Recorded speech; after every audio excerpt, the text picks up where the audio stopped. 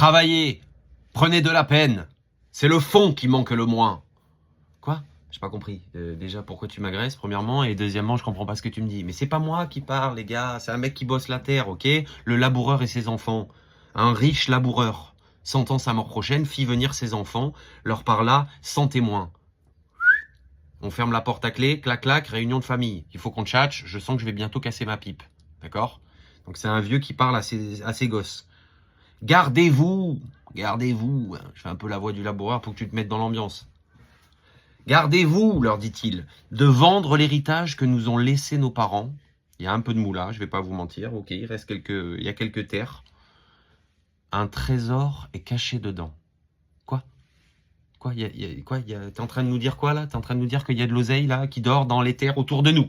Hein, et t'as attendu maintenant. Oui, j'ai attendu maintenant parce que là maintenant j'ai plus le cardio, mais vous êtes jeune. Un trésor est caché dedans, je ne sais pas l'endroit.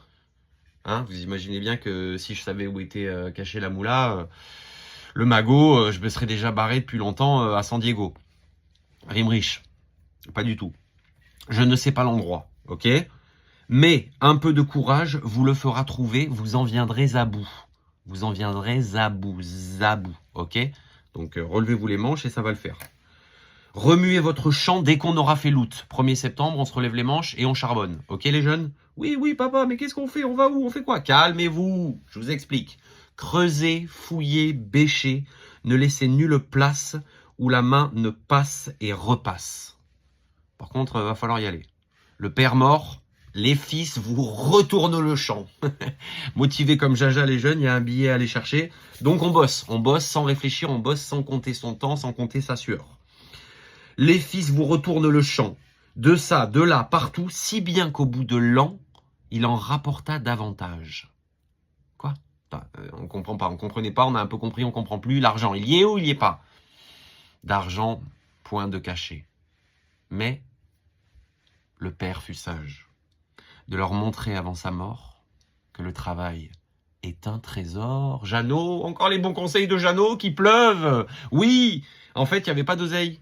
Il les a un peu pris pour des cons. Il leur a dit, ah, il y a de l'argent, allez chercher là, à gauche, à droite, un peu partout.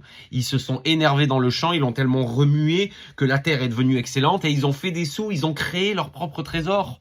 D'accord? Et en fait, finalement, ce laboureur, c'est qui? Bah, c'est Jeannot. Tu vois, moi, c'est ce que je me dis, sauf que Jeannot, sa pioche, c'est une plume. D'accord? C'est comme ça qu'il bosse, lui. C'est comme ça qu'il crée son propre trésor avec sa force de travail. Et je reviens donc à cette première phrase. C'est le fond qui manque le moins, que j'avais rien compris. Et en fait, le fond, c'est pas, comment dire, du travail, c'est pas de l'argent, un héritage ou des terres. Le fond, c'est ton travail. Donc creuse dans un domaine, tu vois. Une fois que tu as trouvé ton truc, tu creuses et tu crées ton propre oseille. Tu vois, tu crées ton propre trésor finalement. C'était le conseil de Jeannot.